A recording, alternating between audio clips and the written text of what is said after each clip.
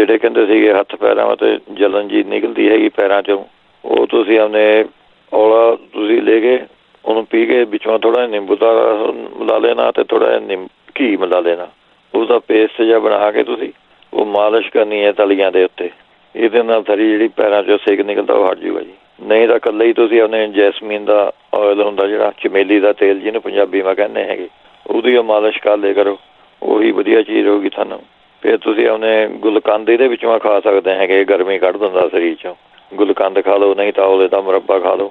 ਇਹ ਦੋਵਾਂ ਮਤਲਬ ਇੱਕ ਚੀਜ਼ ਜਿਹੜੀ ਮਰਜ਼ੀ ਖਾ ਲਓ, ਇਹ ਕੱਢ ਦਿੰਦੇ ਗਰਮੀ ਜੀ। ਜਾਂ ਫਿਰ ਤੁਸੀਂ ਸ਼ਤਾਵਰ ਅਤੇ ਮਿਸ਼ਰੀ ਇਹ ਬਰਾਬਰ ਲੈਣੀਆਂ ਹੈਗੀਆਂ। ਇਹ ਮਿਲ ਜਾਂਦੀ ਆਮ ਸਟੋਰਾਂ 'ਚ, ਸ਼ਤਾਵਰ ਪਈ ਹੈਗੀ।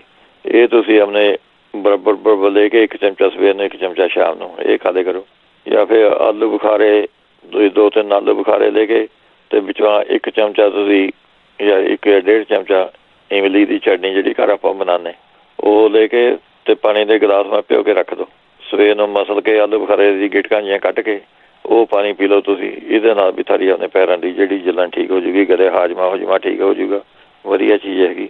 ਫਿਰ ਸੌਂਫ, ਧਨੀਆ ਅਤੇ ਮਿਸ਼ਰੀ ਇਹ ਬਰਾਬਰ ਲੈ ਕੇ ਇਹ ਤੁਸੀਂ ਆਪਣੇ 2 ਚਮਚੇ ਸਵੇਰ ਨੂੰ, 2 ਚਮਚੇ ਖਾ ਲਿਆ ਕਰੋ ਸ਼ਾਮ ਨੂੰ। ਇਹ ਵੀ ਵਧੀਆ ਚੀਜ਼ ਰਹੂਗੀ ਤੁਹਾਡੇ। ਜਿਹੜੇ ਕਹਿੰਦੇ ਸੀਗੇ ਗੋਡੇ ਦੁਖਦਾ ਹੈਗਾ, ਉਹ ਤੁਸੀਂ ਗੋਡਿਆਂ ਤਾਂ ਤੁਸੀਂ ਲੈ ਸਕਦੇ ਹੈਗੇ ਸਾਲਮ ਪੰਜਾ, ਸਾਲਮ ਮਿਸ਼ਰੀ, ਸਫੇਦ ਮੁਸਲੀ ਇਹ ਤਿੰਨੇ ਚੀਜ਼ਾਂ ਬਰਾਬਰ ਲੈ ਕੇ ਅੱਧਾ ਚਮਚਾ ਤੁਹਾਨੂੰ ਬਹੁਤ ਹੈਗਾ ਹੈ। ਅੱਧੇ ਚਮਚੇ ਦੇ ਥੋੜ੍ਹਾ ਭਾਵੇਂ ਘੱਟੇ ਰੱਖਿਓ, ਅੱਧਾ ਚਮਚੇ ਦੇ ਵੱਧ ਨਹੀਂ ਲੈਣਾ, ਗਰਮ ਹੁੰਦੀ ਇਹ ਵਾਲੀ। ਉਹ ਤੁਸੀਂ ਆਪਣੇ ਲੈ ਕਰੋ, ਵਧੀਆ ਬਹੁਤ ਵਧੀਆ ਚੀਜ਼ ਹੈ। ਮੈਂ ਆਪ ਯੂਜ਼ ਕਰੀ ਸੀਗੀ, 2 ਸਾਲ ਹੋ ਗਏ। ਮੁੜ ਕੇ ਮਹੀਨਾ ਖਾਧੀ ਸੀਗੀ ਮੈਂ, ਇਹ ਮੁੜ ਕੇ ਅੱਜ ਤੱਕ ਨਹੀਂ ਦਰਦ ਆਇਆ ਜੀ ਗੋਡੇ 'ਚ। ਜਾਂ ਫਿਰ ਤੁਸੀਂ ਆਪਣੇ ਲੈ ਸਕਦੇ ਹੈਗੇ ਨਾਗਰ ਮੁੱਥਾ, ਅੱਧਾ ਚਮਚਾ ਤੁਸੀਂ ਸਵੇਰ ਨੂੰ, ਅੱਧਾ ਚਮਚਾ ਸ਼ਾਮ ਨੂੰ ਇਹ ਲੈ ਸਕਦੇ ਹੈਗੇ। ਇਹ ਆਮ ਸਟੋਰਾਂ 'ਚ ਮਿਲ ਜੂਗਾ ਜੀ ਆਪਣੀਆਂ 'ਚ। ਫਿਰ ਤੁਸੀਂ ਐਲੋਵੀਰੇ ਦਾ ਗੁੱਦਾ, ਇਹ ਵੀ ਵਧੀਆ ਚੀਜ਼ ਹੈਗੀ। 2 ਇੰਚ ਦਾ ਟੁਕੜਾ ਇਹਦਾ ਐਲੋਵੀਰੇ ਦਾ, ਉਹ ਚਾਹੇ ਘੀਵਾ ਭੁੰਨ ਕੇ ਥੋੜ੍ਹਾ ਜਿਹਾ ਉਹ ਖਾ ਲਿਆ ਕਰੋ ਸਵੇਰ ਨੂੰ, ਜੇ ਫਰਾਈ ਪੈਨ 'ਚ ਪਾ ਕੇ ਭੁੰਨ ਲਓ ਉਹਨੂੰ।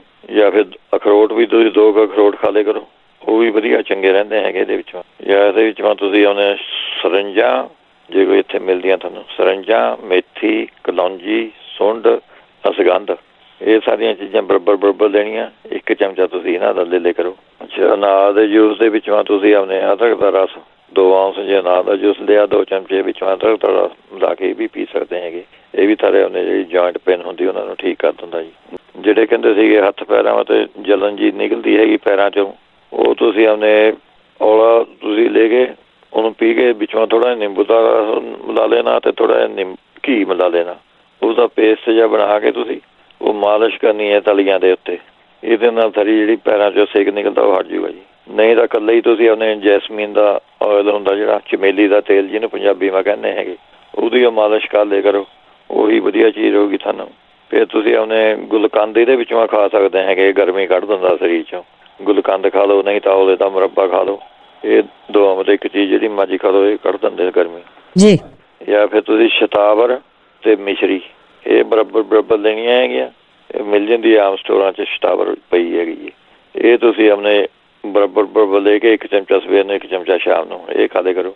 ਜਾਂ ਫਿਰ ਆਲੂ ਬੁਖਾਰੇ ਤੁਸੀਂ 2-3 ਆਲੂ ਬੁਖਾਰੇ ਲੈ ਕੇ ਅਤੇ ਵਿੱਚੋਂ 1 ਚਮਚਾ ਤੁਸੀਂ ਜਾਂ 1 ਜਾਂ 1.5 ਚਮਚਾ ਇਮਲੀ ਦੀ ਚਟਨੀ ਜਿਹੜੀ ਘਰ ਆਪਾਂ ਬਣਾਉਂਦੇ ਉਹ ਲੈ ਕੇ ਅਤੇ ਪਾਣੀ ਦੇ ਗਲਾਸ ਮੈਂ ਭਿਓ ਕੇ ਰੱਖ ਦਿਓ।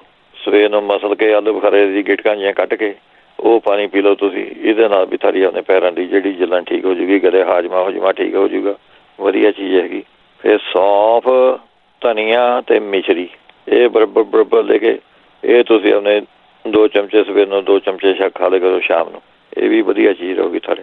ਜਿਹੜੇ ਕਹਿੰਦੇ ਸੀਗੇ ਗੋਡੇ ਦੁਖਦਾ ਹੈਗਾ, ਉਹ ਤੁਸੀਂ ਗੋਡਿਆਂ ਤਾਂ ਤੁਸੀਂ ਲੈ ਸਕਦੇ ਹੈਗੇ ਸਾਲਮ ਪੰਜਾ, ਸਾਲਮ ਮਿਸ਼ਰੀ, ਸਫੇਦ ਮੁਸਲੀ ਇਹ ਤਿੰਨੇ ਚੀਜ਼ਾਂ ਬਰਾਬਰ ਲੈ ਕੇ ਅੱਧਾ ਚਮਚਾ ਤੁਹਾਨੂੰ ਬਹੁਤ ਹੈਗਾ ਹੈ। ਅੱਧੇ ਚਮਚੇ ਦੇ ਥੋੜ੍ਹਾ ਭਾਵੇਂ ਘੱਟੇ ਰੱਖਿਓ, ਅੱਧਾ ਚਮਚੇ ਦੇ ਵੱਧ ਨਹੀਂ ਲੈਣਾ, ਗਰਮ ਹੁੰਦੀ ਇਹ ਵਾਲੀ।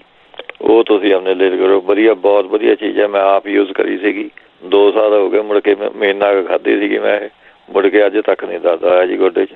ਜਾਂ ਫਿਰ ਤੁਸੀਂ ਆਪਣੇ ਲੈ ਸਕਦੇ ਹੈਗੇ ਨਾਗਰ ਮੁੱਥਾ, ਅੱਧਾ ਚਮਚਾ ਤੁਸੀਂ ਸਵੇਰ ਨੂੰ, ਅੱਧਾ ਚਮਚਾ ਸ਼ਾਮ ਨੂੰ ਇਹ ਲੈ ਸਕਦੇ ਹੈਗੇ। ਇਹ ਆਮ ਸਟੋਰਾਂ 'ਚ ਮਿਲ ਜੂਗਾ ਜੀ ਆਪਣੀਆਂ 'ਚ। ਫਿਰ ਤੁਸੀਂ ਐਲੋਵੀਰੇ ਦਾ ਗੁੱਦਾ, ਇਹ ਵੀ ਵਧੀਆ ਚੀਜ਼ ਹੈਗੀ। 2 ਇੰਚ ਦਾ ਟੁਕੜਾ ਇਹਦਾ ਐਲੋਵੀਰੇ ਦਾ, ਉਹ ਚਾਹੇ ਘੀਵਾ ਭੁੰਨ ਕੇ ਥੋੜ੍ਹਾ ਜਿਹਾ ਉਹ ਖਾ ਲਿਆ ਕਰੋ ਸਵੇਰ ਨੂੰ, ਜੇ ਫਰਾਈ ਪੈਨ 'ਚ ਪਾ ਕੇ ਭੁੰਨ ਲਓ ਉਹਨੂੰ।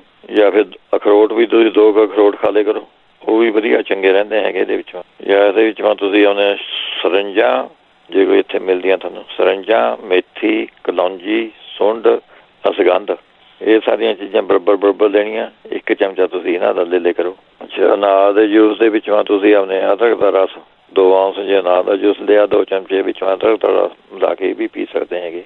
ਇਹ ਵੀ ਸਾਰੇ ਆਪਣੇ ਜਿਹੜੀ ਜੁਆਇੰਟ ਪੇਨ ਹੁੰਦੀ ਉਹਨਾਂ ਨੂੰ ਠੀਕ ਕਰ ਦਿੰਦਾ ਜੀ।